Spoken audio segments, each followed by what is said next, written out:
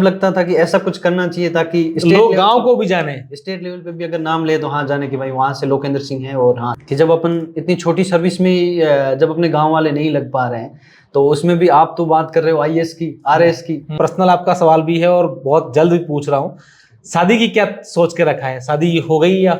मेरी ग्रेजुएशन है, graduation complete होने के बाद लगा कि हाँ कुछ ना कुछ करना चाहिए। और एक स्टार्टिंग से सपना भी था, शुरुआत से जो मेरे बड़े पापा हैं उन्होंने मेरे को एक सपना दिखाया था कि हाँ तुझे सिविल सर्विसेज में कुछ करना है। आप जब तैयारी कर रहे थे, क्योंकि आप उस दौर में पढ़ाई कर रहे थे जब अचानक से सोशल मीडिया की क्रांति आई है, तो क्या करता कि भाई फलाना आदमी भी तैयारी करिया कर तो घणो होशियार हो, फलाना छोकरो गयो जयपुर गयो कहीं हुए को नहीं, घणो होशियार हो तो लेकिन फिर होयो कौन सिलेक्शन थाने कहीं लागे भाई थानो टिंगर हो जाए।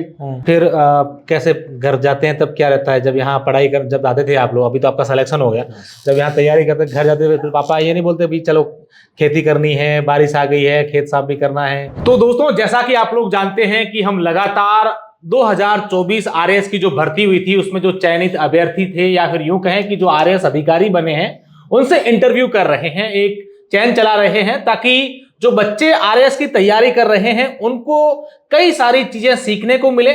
साथ ही साथ कई ऐसे अभ्यर्थी भी हमारे साथ हम उनसे बातचीत करने की कोशिश कर रहे हैं जिन्होंने संघर्ष करके इस मुकाम को हासिल किया है। आज हमारे साथ ऐसी ही शख्सियत हैं जो राजस्थान के बीकानेर जिले से हैं, बहुत ही किसान परिवार से ताल्लुक करते हैं, पिता खेती किसानी करते हैं, पशुपालन करते हैं और परिवार में 3 भाई हैं, बड़े भाई जो हैं वो भी खेती करते हैं, छोटे भाई मजदूरी करते हैं। और ये जो है इन्होंने पढ़ाई करके आरएएस में एक ऐसा नाम गांव से उभार कर लेकर सामने आए हैं जिसके बाद कई बच्चों को प्रेरणा मिली है। ये कौन है, कहां से है, क्या इनके पिताजी का नाम है और कौन सी रैंक हासिल की है, ये इनकी जुबान से ही सुनेंगे ताकि और ज्यादा आपको बातें करने में मजा आएगा। और आप यकीन मानिए कि जब मैं इनसे पूरी बातचीत करूंगा तो आपको एकदम राजस्थान के गांवों की याद आएगी कि राजस्थान के गांव से निकला हुआ एक बच्चा कैसे राजधानी में आकर के तैयारी करता है और आज इस मुकाम को हासिल किया है। लेकिन प्रत्येक सफलता के पीछे किसी न किसी का हाथ होता है, ऐसा इनके पीछे भी किसी एक कोचिंग का हाथ रहा है, उन पर भी हम लोग चर्चा करेंगे। सर आपका बहुत बहुत स्वागत और आपको बहुत बहुत बधाई हमारे पूरे परिवार की ओर से। सबसे पहले तो आपके बारे में हम जानना चाहेंगे कि आप कौन हैं, कहां से आए हैं और किस तरीके से यहां तक पहुंचे हैं। सबसे पहले तो सर बहुत बहुत धन्यवाद मेरे को इस मंच प्रोवाइड करने के लिए। तो सर मेरा नाम लोकेंद्र सिंह है और मैंने इस आरएस 2024 में 33वीं रैंक हासिल की है सर, पूरे स्टेट में? पूरे स्टेट में। ओके। और सर मेरी जो स्टार्टिंग की जो एजुकेशन है वो गांव से ही सरकारी स्कूल में हुई है। और उसके बाद सर मैंने जो हमारे गांव के टीचर थे स्कूल में, जो सरकारी स्कूल में, वो फतेहपुर साइड के थे। कौन से स्कूल के आपके गांव का? गांव के स्कूल का नाम था राजकीय उच्च प्राथमिक विद्यालय छनेरी में, छनेरी बीकानेर, जो कोलायत के पास है तहसील। हाँ, तो वहाँ पे जो टीचर थे वो उनको लगा कि हाँ इस बच्चे में पोटेंशियल है, तो वो मुझे लेके गए फतेहपुर के पढ़ने के लिए। तो वहाँ मैंने अपनी 10th और 12th करी। और उसके बाद सर मैंने अपनी ग्रेजुएशन जो है वो डीयू से करी थी, हंसराज कॉलेज से, फिजिक्स ऑनर्स में। ठीक है सर। और उसके बाद जब सर लॉकडाउन था तो जो मेरी ग्रेजुएशन है, ग्रेजुएशन कंप्लीट होने के बाद लगा कि हाँ कुछ ना कुछ करना चाहिए। और एक स्टार्टिंग से सपना भी था, शुरुआत से जो मेरे बड़े पापा हैं उन्होंने मेरे को एक सपना दिखाया था कि हाँ तुझे सिविल सर्विसेज में कुछ करना है। तब देखा कि हाँ कुछ कर सकते हैं। तो जब लॉकडाउन के दौरान है मैंने देखा यूट्यूब पे वीडियोस वगैरह, स्प्रिंग बोर्ड का नाम मेरे सामने आया उस टाइम। ये वर्ष 2020-21 की बात कर रहे हैं? 21 में मेरी ग्रेजुएशन हुई थी। और उसके बाद की बात है। तो क्यों मन में आया कि आरएएस ही बनना है, मतलब ये क्यों सर्च करते थे आप?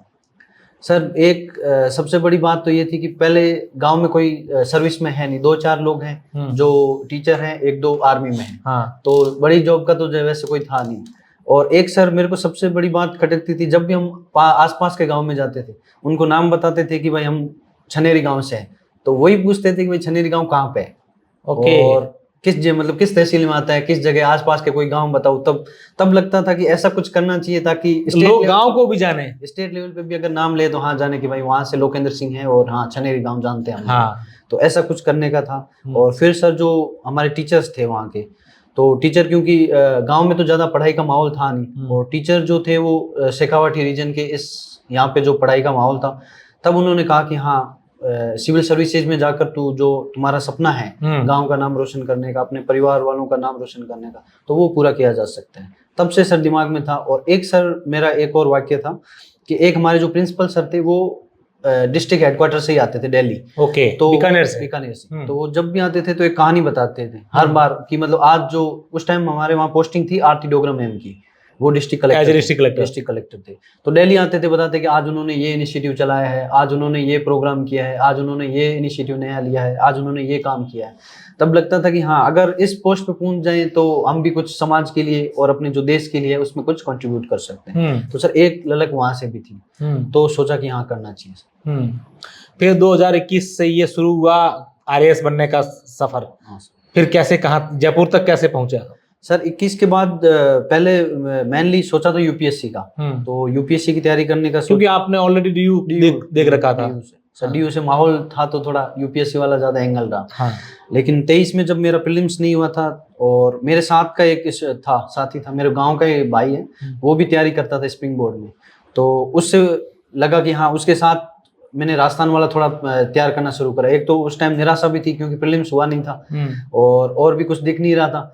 और सर एक जिस बैकग्राउंड से आते हैं उसमें सबसे बड़ी बात यह है कि हर कोई यही घर वालों को आके बोलता था कि जब अपन इतनी छोटी सर्विस में जब अपने गांव वाले नहीं लग पा रहे हैं तो उसमें भी आप तो बात कर रहे हो आईएएस की, आरएएस की, तो वो तो पॉसिबल ही नहीं है। तो अगर आपको ट्राई करना चाहिए तो आप पटवारी का ट्राई करो, एलडीसी का ट्राई करो, वीडियो बन जाओ, टीचर बन जाओ सबसे। क्योंकि मेरे काको साहब वो भी टीचर हैं, तो वो भी बोलते थे कि भाई ये सब बाद में भी किया जा सकता है, इन सबको मतलब थोड़ा अच्छी एजुकेशन बैकग्राउंड चाहिए, ये सब चीजों की जरूरत है, फाइनेंशियली भी सपोर्ट चाहिए। तब थोड़ा लगा कि चलो आरएस कर लेते हैं।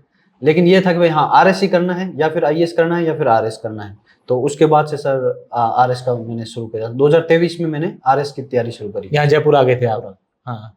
अच्छा, अगर आपके पारिवारिक पृष्ठभूमि की बात करें तो पिताजी किसान हैं, पशुपालन का काम करते हैं, फिर कहाँ से ये एक माहौल बना कि भाई फैमिली सपोर्ट एजुकेशन से जुड़ा हुआ नहीं है? जैसा आपने बताया कि आपके भाई बड़े भैया जो हैं वो भी किसान खेती बाड़ी ही करते हैं, तो ये माहौल, फैमिली माहौल कैसे क्रिएट किया?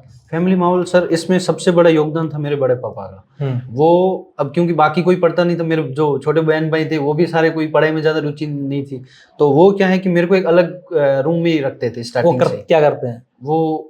कुछ नहीं, वैसे घर पे ही है, खेती वेती का ही काम है हमारा पूरा। अच्छा। लेकिन उनको लगता था कि हाँ, क्योंकि मेरे 10th और 12th में भी अच्छे नंबर आए हुए हैं, तो उनको लगता था कि हाँ ये कुछ कर सकता है, तो उन्होंने मेरे को अलग स्पेस प्रोवाइड किया। फिर जो भी मैं बोलता था कि सर पापा मेरे को दिल्ली जाना पढ़ने के लिए, तो उस चीज के लिए भी उन्होंने हाँ भर दी। भले ही फाइनेंशियली कॉन्स्टेंट थे, लेकिन क्योंकि मैंने वहाँ इस चीज पे फोकस किया कि अपने को दिल्ली जाके पढ़ना भी है और पैसे का इंतजाम भी करना है, तो मैंने फिजिक्स ऑनर्स लिया साइंस में, क्योंकि साइंस बैकग्राउंड से हमें इंस्पायर मिल जाती है। हर साल के लगभग 60-80,000 पैसे आते हैं, तो उससे थोड़ा बहुत साथ मिल गया। फिर इसके बाद जो ग्रेजुएशन के बाद सर जो मेरा फाइनेंशियल है वो मेरे जीजा जी जो हैं वो आर्मी रिटायर्ड है, तो उन्होंने भी फिर उसके बाद उन्होंने पूरा साथ दिया। अब तक लास्ट अभी इंटरव्यू में भी वही मेरे साथ थे, तो उनका भी मैं सर योगदान है। फिर कैसे घर जाते हैं तब क्या रहता है? जब यहाँ पढ़ाई कर, जब आते थे आप लोग, अभी तो आपका सिलेक्शन हो गया, जब यहाँ तैयारी करते घर जाते थे तो पापा ये नहीं बोलते भी चलो खेती करनी है, बारिश आ गई है, खेत साफ भी करना है, कभी पशुओं के पीछे भी जाना, ऐसा हुआ कभी? हाँ सर, जब घर जाते थे तो बाकी इतना ज्यादा काम तो नहीं, छंगलारे जानो पड़तो, मारवाड़ी में अगर बात करो तो छंगलारे भी जानो पड़तो, हाँ, खेल लूंग लाने भी जानो पड़तो, हाँ, और कई बार जो पशु हैं उनके लिए चारे लाने भी अपन जानो पड़तो, तो बाकी सब काम। ये अभी रिसेंट की बात है? रिसेंट की बात है, हाँ, थोड़े दिन पहले की। ओके, तो जब ये परिणाम आया, आपका फर्स्ट अटेम्प्ट था ये? नहीं, मैंने 2023 में दिया था, जिसमें मेरी 620 रैंक आई थी। 620 रैंक आई उसमें, लेकिन मेरे को सर्विस कोई अलोकेट हुई नहीं थी। अलोकेट नहीं थी, ओके। तो फिर आप 24 का वापस दिया। तो 24 में आपने ये सोचा था कि मेरा 33 रैंक आ जाएगी? सर इसमें भी एक है, मैं स्टार्टिंग से थोड़ा मैनिफेस्टेशन में ज़्यादा बिलीव करता हूँ। ओके। मैं पहले मतलब जैसे मेरा 10th का भी था, तो 10th का भी मैंने यही बोला था कि सर मेरे को 90+ % बनाना है। अब आप स्कूल बताओ कौन सी अच्छी है जहाँ पे मैं इतना कर सकता हूँ। हाँ। तब उस टाइम भी मेरे 95% आए थे, और अभी 24 में भी रैंक में ये था, इतना नहीं सोचा था कि 33 आ जाएगी, लेकिन जिस हिसाब का मेरा मेंस काफी अच्छा हुआ था, तो मुझे लग रहा था कि अंडर 100 रैंक तो आ जानी चाहिए। तो मैंने अपने रूम में भी लिख रखा था, अपने सामने जहाँ पे मैं पढ़ता था सामने लिख रखी थी मैंने 63 रैंक। तो अच्छा, तो इसके लिए भी आपने ये तैयार है वो 63 रैंक मुझे लानी है, 63 रैंक लानी है मेरे को बस। हाँ। तो कई बार दोस्त भी बोलते थे भाई 63 क्यों, इससे कम क्यों नहीं, इससे ज्यादा क्यों नहीं। मैंने कहा ये तो नहीं पता, बस ये है कि मेरी मैनिफेस्टेशन एक बार यही है कि मैं 63 रैंक तक तो जाऊं। तो मजाक नहीं उड़ा रहे दोस्त साथ में पढ़ने वाले? कई बार पहले स्टार्टिंग में था, जब दो दोस्त देखते थे कि भाई 63 रैंक उस हिसाब से, लेकिन दोस्तों को मेरे थोड़ा बिलीव भी था कि हाँ तू कर तो सकता है। इसके अलावा आपने आरएएस के अलावा क्या क्या कंपटीशन किए, एग्जाम्स दिए हैं या क्या क्या? बाकी एग्जाम नहीं दिए मैंने सर, कोई का एग्जाम दिए ही नहीं दिया सर। सीधा आरएएस 2 बार और दूसरे में आपका बस हो गया। अब आगे और करना है, यूपीएससी की सोचेंगे या फिर ठीक है हो गया? नहीं सर, यूपीएससी का सोच रखा है, मेन तो टारगेट वही था। बाकी अब पहले ये था कि एक बार आरएएस सपना था, आरएएस बनना ही है। अच्छा, फिर आप जब 2023 में पहली बार जयपुर कब आए थे आप? 23 में। तो फिर यहाँ सेल्फ स्टडी करी या कैसे क्या कुछ हुआ? क्योंकि लॉकडाउन के दौरान मैंने वीडियोस देख रखे थे स्प्रिंग बोर्ड के। अब क्योंकि जस्ट सर एक बात ये है कि अच्छा, एक चीज मैं आपसे जानना चाहूंगा, आपकी बात को बीच में रोकना चाहूंगा। मैं जिन बच्चों से बातचीत करी है, स्प्रिंग बोर्ड राजस्थान में ऐसा क्या, मतलब क्यों बच्चों को लगता है कि स्प्रिंग बोर्ड में ही जाना है, आरएएस बनना है? सर एक बात तो ये है कि बाकी कोचिंग का इतना है नहीं। एक तो बाकी कोचिंग कुछ टीचर ओरिएंटेड है, एक तो स्प्रिंग बोर्ड में ये है कि जितने भी टीचर है सारे अच्छे क्वालिफाइड है, और जो उनका कंटेंट डिलीवरी का तरीका है वो सबसे बेस्ट है। मतलब ऐसा नहीं है कि 3-4 टीचर के भरोसे चल रही है, बाकी भी जो जितने टीचर्स हैं उनकी भी क्वालिटी टीचिंग बहुत बढ़िया है। उस वजह से थोड़ा स्प्रिंग बोर्ड ज्यादा अट्रैक्ट करता है, मेरे को ऐसा लगता है। तो फिर आप 2023 में यहाँ आ गए, तो क्या कहानी थी उसकी 23 से अब तक के सफर की, क्या बताइए? सर 23 का ये था कि एक तो मेरे भाई ने, अब ये था कि पैसे वाला कॉन्स्टेंट था, तो मेरे भाई ने और मैंने दोनों ने एक ही कोर्स ज्वाइन कर रखा था। तो कभी वो ऑनलाइन लेता था, मैं क्लास जाता था, कभी वो क्लास जाता था, मैं ऑनलाइन लेता था। ओके। तो ऐसे चलता था। हाँ, इसको मतलब वैसे एथिकली रूप से तो गलत है क्योंकि चोरी जैसा है। हाँ। लेकिन अब क्योंकि फाइनेंशियल मजबूरी थी तो करना जरूरी था। तो उसके बाद मेरे को लगा कि हाँ, मैं चाहता तो क्रेडिट नहीं देता किसी को भी, भाई मैंने खुद किसी में वैसे एडमिशन लिया नहीं है। हाँ। तो मैं चाहता तो मैं बोल सकता था कि भाई मैं किसी कोचिंग से नहीं करा, मैंने सेल्फ स्टडी से करा है। लेकिन मेरे को लगता है कि गुमराह करना उससे, भाई अपनी खुद के लिए लोगों को गुमराह करना सही नहीं है। हाँ। तब फिर मैं, और जिस बैकग्राउंड से आते हैं हम, उसके लिए हमें फाउंडेशन, सबसे इम्पोर्टेंट फाउंडेशन है, और वो फाउंडेशन हमें किसी न किसी कोचिंग से करना जरूरी है। क्योंकि बाकी हम देखते हैं कि कुछ लोग अच्छे बैकग्राउंड से आते हैं, उनके जो मोटिवेट करने के लिए भी लोग हैं, उनको गाइडेंस देने के लिए भी लोग हैं। लेकिन जो नॉर्मल बैकग्राउंड से आते हैं उनके लिए ना तो सबसे पहली बात ये है कि आसपास में कोई होता भी नहीं है आरएस जो उनको गाइड कर सके, भाई क्या पढ़ना है, क्या नहीं पढ़ना है, कैसे पढ़ना है। एक तो वो चीजें हमें कोचिंग में मिल जाती हैं जो यहाँ स्प्रिंग बोर्ड में भी काफी अच्छी है। और दूसरी सर, हर एक स्टेज पे, मतलब जैसे एग्जाम में 3 स्टेज होते हैं, तो और एक लंबी प्रोसेस भी है। तो सब प्रोसेस में पूरे मोटिवेट रहना और एक सही डायरेक्शन में जाना, उसके लिए बहुत जरूरी है। स्प्रिंग बोर्ड की क्या बात आपको अलग से, ये सारी चीजों के अलावा क्या चीजें खास लगी? क्योंकि स्प्रिंग बोर्ड का नाम आते ही दिलीप सर का भी नाम आ जाता है। दिलीप, क्योंकि आजकल हम जितने बच्चों से मिलते हैं तो कहीं ना कहीं कई बच्चों के लिए दिलीप सर एक इंस्पायर है। तो क्या बात आपको उस वहाँ खास लगी? सर दिलीप सर की एक बात मेरे को, हमें जब भी मैं सेमिनार में गया था तब उन्होंने एक बात बोली थी कि अगर अपने को लाइफ में कोई इन्वेस्टमेंट करना है तो सबसे इंपॉर्टेंट इन्वेस्टमेंट है वो एजुकेशन। वो मेरे को बात सबसे ज्यादा मतलब मोटिवेट करती है कि अगर एजुकेशन में इन्वेस्ट करें तो ना केवल हमारी बल्कि जो आगे आने वाली पीढ़ियां हैं वो भी पूरी सुधर जाएगी। एक तो सर उनकी वो बात है मेरे को अच्छी लगती है, और दूसरी सर पढ़ाई के बारे में वो बोलते हैं कि अगर आप लगातार पढ़ते रहें, जैसे मेरा भी 21 के बाद में ग्रेजुएशन, ना मैंने मास्टर्स करी ना कुछ और एक टारगेट भी था कि इसके अलावा कुछ करना नहीं है। अब घर से भी प्रेशर होता था कि भाई बाकी एग्जाम भी दे, बाकी एग्जामों की तैयारी कर, बाकी एग्जामों के फॉर्म भर, लेकिन मैं उनको ऐसे ही टाल देता था कि ठीक है मैं इसी में कर लूंगा। तो सर की एक बात थी कि अगर आप टिके रहोगे, आज नहीं इस भर्ती में नहीं होगा, जैसे 23 वाले में नहीं हुआ था, तो ये जरूरी है कि आपका कभी ना कभी सिलेक्शन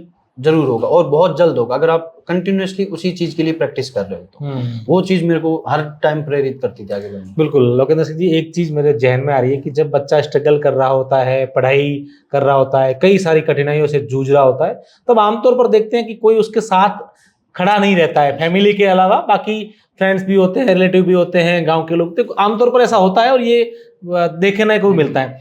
और जब किसी चीज में सिलेक्शन हो जाता है तो उसके बाद जो है वो एक लंबी लाइन लग जाती है। इसको आपने किस तरीके से महसूस किया है, कैसे जिया इस चीज को?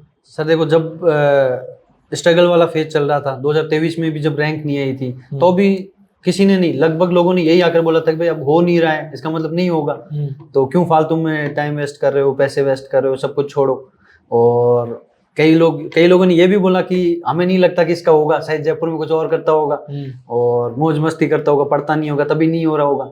और वही लोग जब 24 में रिजल्ट आया तो वही लोग सबसे पहले आकर बोले कि हमें तो लग रहा था कि आज नहीं कल सिलेक्शन हो जाएगा। तो ये है कि सफलता के साथ ऐसा कोई किस्सा याद आ रहा है आपको, अगर किसी का बिना नाम लिए कुछ कहना चाहो, ऐसा किस्सा है कोई जो दूसरे बच्चों को मोटिवेट करें?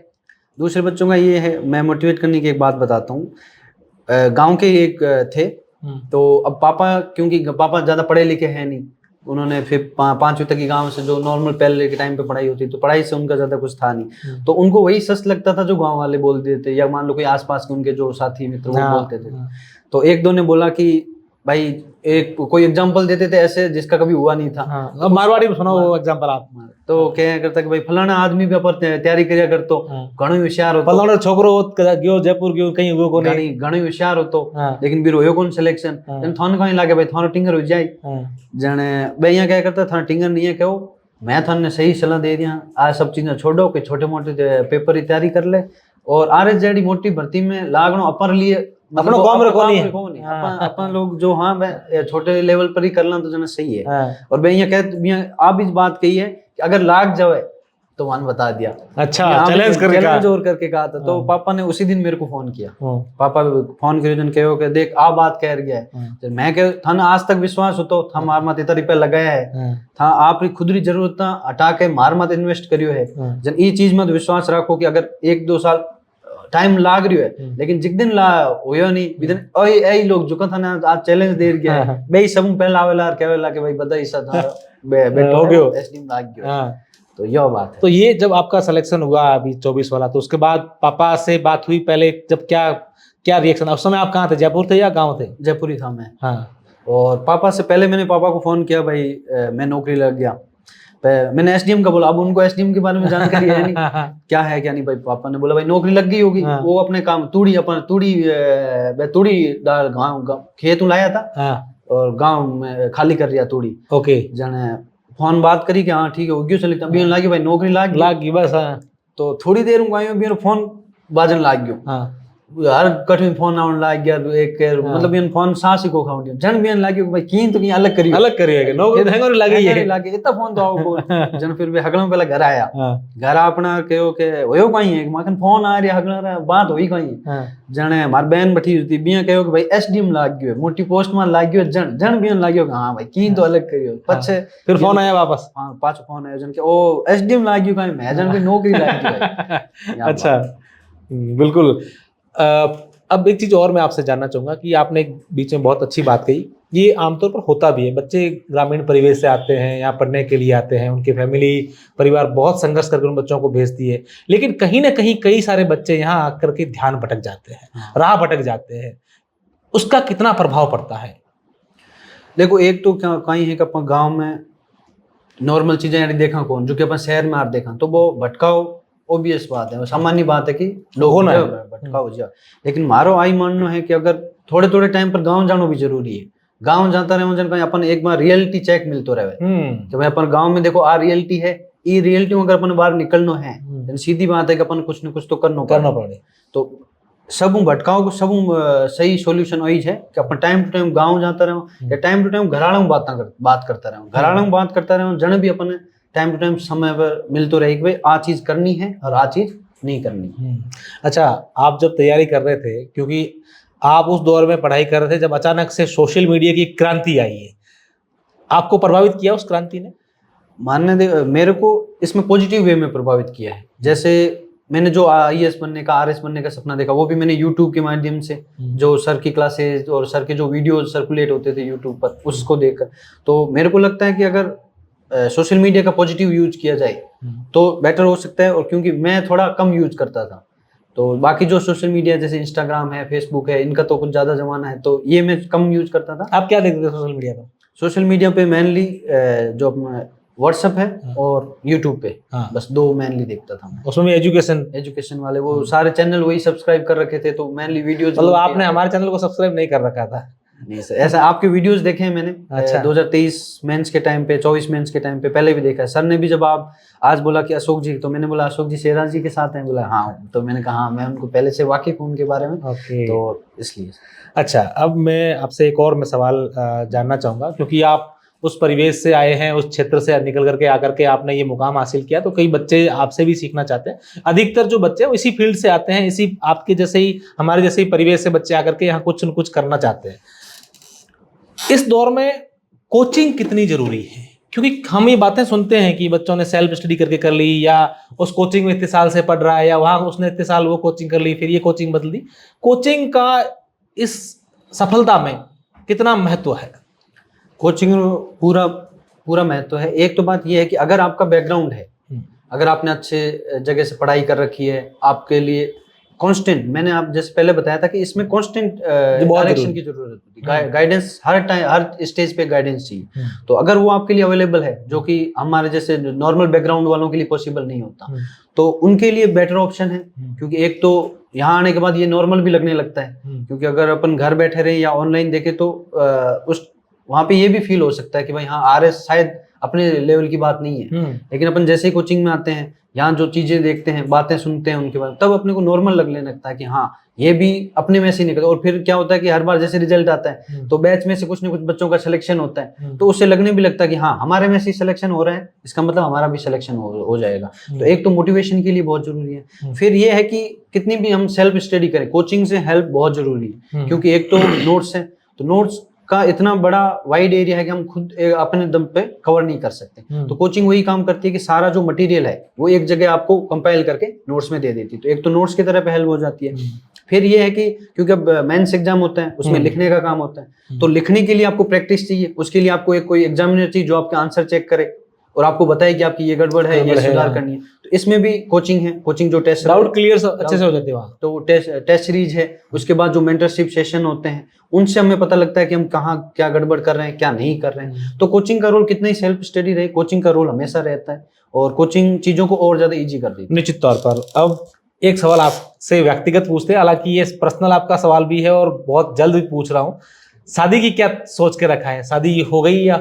शादी अभी तक हुई नहीं है। हाँ, तो क्या सोच के रखा है? लव मैरिज करनी है कि अरेंज मैरिज करनी है? क्योंकि फिर उसमें पापा जी की परमिशन, आमतौर पर आरएस बनने के बाद पसंद भी बदल जाती है।